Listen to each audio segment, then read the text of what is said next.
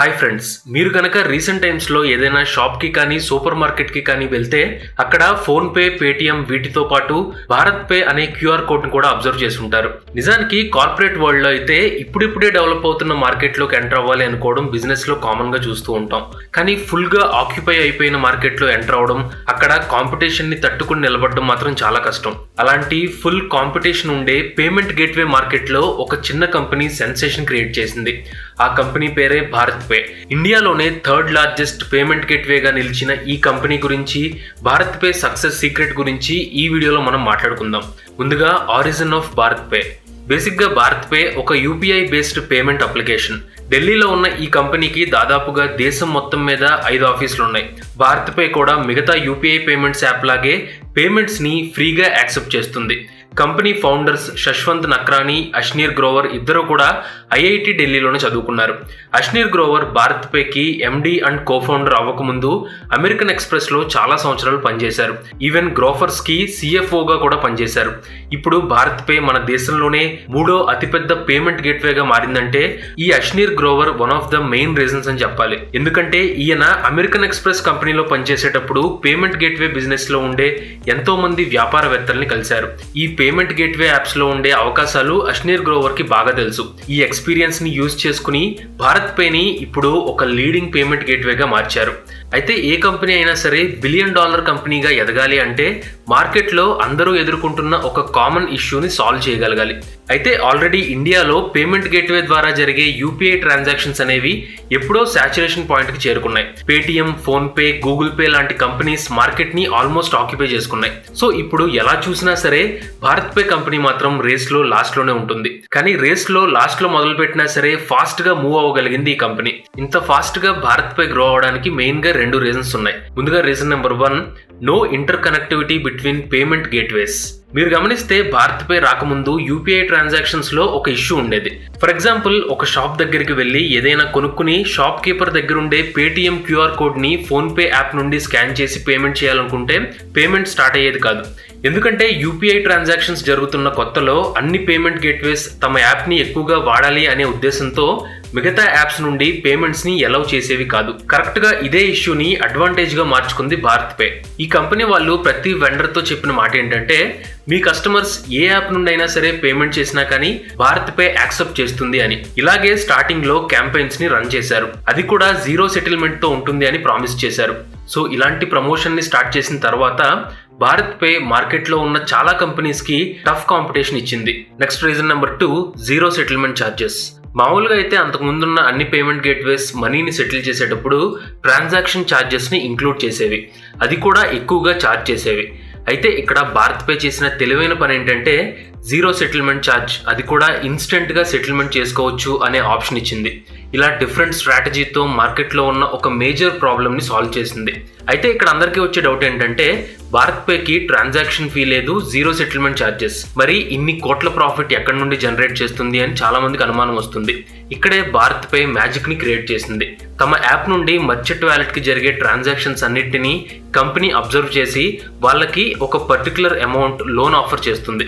Merchants transaction fee pay చేయడానికి ఇష్టపడరు, కానీ లోన్స్ వస్తాయంటే అందరూ యాక్సెప్ట్ చేస్తారు. సేమ్ ఇదే పాయింట్ ని భారత్ పే యూజ్ చేసుకుని peer to peer lending platform గా మారింది. ఇలా మర్చెంట్స్ కి 2% చీపర్ ఇంట్రెస్ట్ రేట్ లో లోన్స్ ని ప్రొవైడ్ చేయడం వల్ల మార్కెట్ లో చాలా స్ట్రాంగ్ గా నిలబడగలిగింది. అండ్ ఇక్కడితో భారత్ పే ఆగలేదు.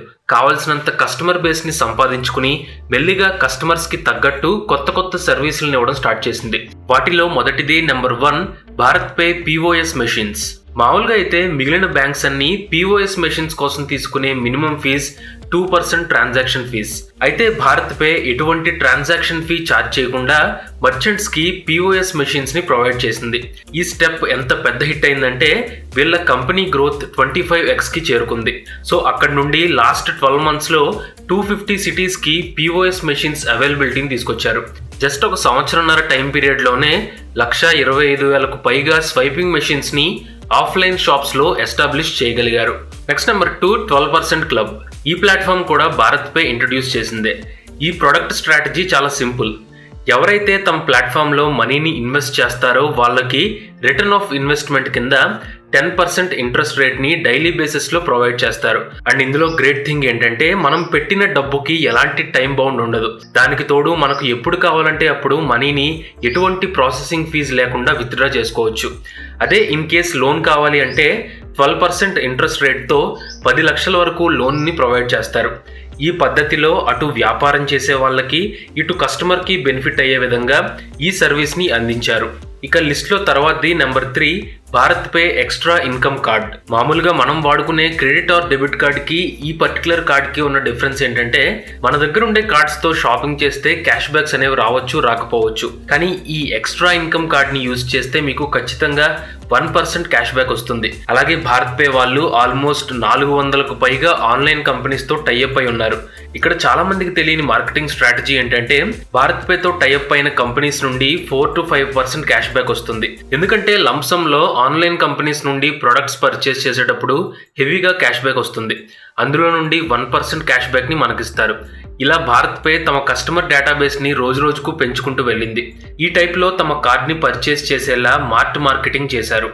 మెయిన్ వీడియోలోకి వెళ్లే ముందు మీకు డైలీ లైఫ్లో ఉపయోగపడే ఒక మంచి పుస్తకాన్ని రికమెండ్ చేస్తాను.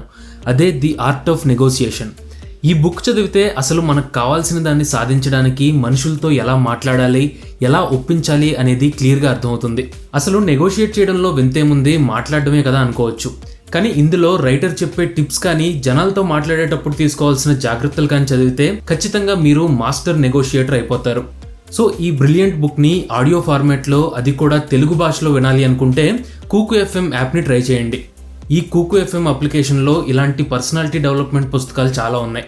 చదివే తీరిక లేని వాళ్ళ కోసం ఆడియో బుక్ ఫార్మాట్లో ప్రపంచంలోని బెస్ట్ పర్సనాలిటీ డెవలప్మెంట్ పుస్తకాలని ఈ యాప్ వాళ్ళు అందరికీ అందుబాటులోకి తీసుకొచ్చారు. ఇది ప్రజెంట్ ఇండియాలో హైయెస్ట్ రేటెడ్ ఆడియో బుక్ యాప్స్లో ఒకటి.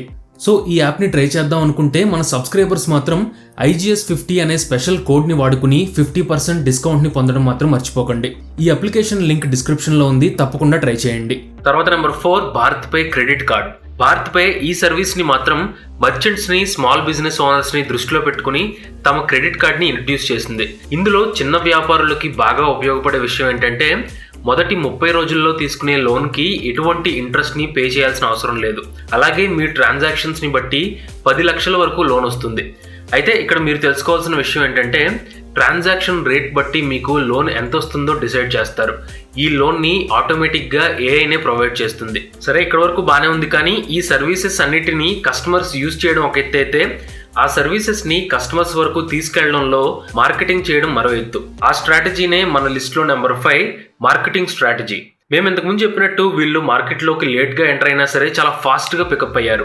పేమెంట్ గేట్వేస్లో ఉండే QR కోడ్ స్కానింగ్ అనే లూప్ హోల్ని సాల్వ్ చేస్తూ ఏక్ భారత్ ఏక్ QR అనే క్యాంపెయిన్తో తమ QR కోడ్ని ఏ యాప్ నుండి స్కాన్ చేసినా సరే పేమెంట్ చేయొచ్చు అని బాగా మార్కెట్ చేసుకున్నారు. అలాగే ఫేమస్ క్రికెటర్స్ అయినటువంటి రోహిత్ శర్మ, KL రాహుల్, మహమ్మద్ షమి, రవీంద్ర జడేజా, సురేష్ రైనా, సంజు శాంసన్ ఇలా చాలా మందితో మార్కెటింగ్ క్యాంపెయిన్స్ రన్ చేశారు. ఈ క్యాంపెయిన్స్ చేయడం వల్ల కంపెనీకి కావాల్సినంత కస్టమర్ బేస్ దొరికింది. అలా వచ్చిన కస్టమర్ బేస్ని ఆధారం చేసుకుని పైన చెప్పిన ప్రొడక్ట్స్ లేదా సర్వీసెస్ని లాంచ్ చేశారు. తర్వాత నెంబర్ 6 ఫండింగ్. భారత్ పే 2018లో స్టార్ట్ అయిన తర్వాత కంపెనీకి first funding $2 million WeNext and Sequoia Capital India నుండి వచ్చింది. నెక్స్ట్ ఇయర్ 2019లో $14.5 million సీక్వియా క్యాపిటల్ నుండి మళ్ళీ ఫండింగ్ వచ్చింది. అదే సంవత్సరంలో $50 million Insight Partners and Ribbit Capital companies నుండి వచ్చింది. 2020లో అయితే కోఆ2 అండ్ ర్యాబిట్ క్యాపిటల్ నుండి టోటల్గా $75 million ఫండింగ్ వచ్చింది. కానీ 2021 పర్టికులర్గా భారత్ పే కంపెనీకి ఇన్వెస్టింగ్ ఇయర్గా మారింది. Alteria Capital, Innoven Capital, Trifecta, కోఆ2 management, Tiger Global Management, IIFL wealth, Northern Arc and MAS Financial Service companies నుండి ఏకంగా $578 million ఫండింగ్ వచ్చింది. అయితే ఇక్కడితో వీళ్ళ ఫండింగ్ ఆగిపోలేదు. తరువాత స్టాక్ మార్కెట్ IPO కూడా వెళ్ళబోతున్నారు. సో కంపెనీ అనుకుంటున్న వాల్యుయేషన్ $1 billion కానీ అంతకంటే ఎక్కువ మార్కెట్ కానీ ఉందా లేదా అనేది IPOలోకి ఎంటర్ అయిన తర్వాత అర్థమవుతుంది. Next number 7 issues.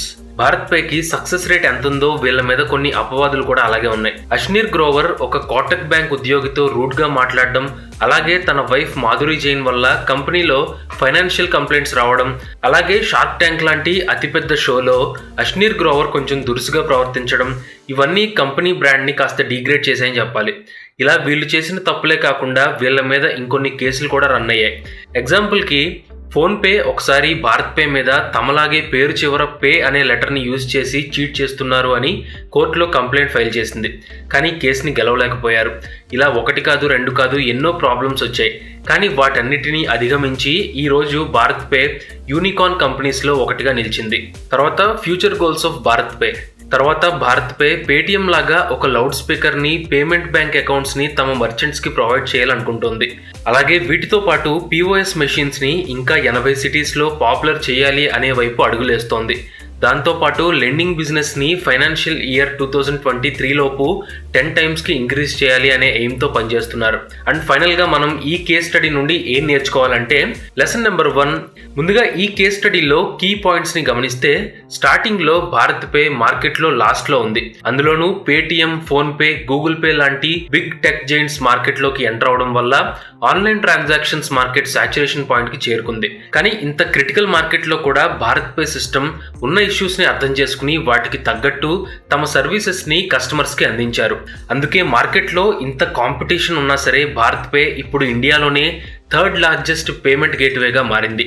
So competition గురించి పట్టించుకోకుండా కస్టమర్స్ని అర్థం చేసుకుంటే ఖచ్చితంగా మార్కెట్లో నిలదొక్కుకోవచ్చు అని మనకు అర్థమవుతుంది. ఇక తర్వాత లెసన్, అప్పటి వరకు అన్ని పేమెంట్ గేట్వేస్ కస్టమర్ ఇష్యూస్నే రిజాల్వ్ చేసుకుంటూ వచ్చారు, కానీ ఎవరు మర్చెంట్ సైడ్ ఉండే ప్రాబ్లమ్స్ని అర్థం చేసుకోలేదు. ఈ ఎలిమెంట్ని భారత్ పే బాగా అర్థం చేసుకుంది. మర్చెంట్స్కి బెటర్ సొల్యూషన్స్ని ప్రొవైడ్ చేసి మార్కెట్లో ఒక స్ట్రాంగ్ కంపెనీగా నిలబడింది. సో ఇక్కడ మనం తెలుసుకోవాల్సిన విషయం ఏంటంటే అటు బిజినెస్ ఓనర్స్కి కానీ ఇటు కస్టమర్స్కి కానీ మీ సర్వీస్ బెనిఫిట్ అయ్యేలా చూడగలిగితే మీ ప్రొడక్ట్ మార్కెట్లో సూపర్ హిట్ అవుతుంది అని. సో ఫ్రెండ్స్, వీడియో ఎండింగ్కి వచ్చేసాం కాబట్టి ఈ కేస్ స్టడీలో మీకు బాగా నచ్చింది ఏంటో కింద కామెంట్ చేయండి. అలాగే వీడియో నచ్చితే తప్పకుండా మీ ఫ్రెండ్స్ అండ్ ఫ్యామిలీతో షేర్ చేసుకోండి. Thanks for watching.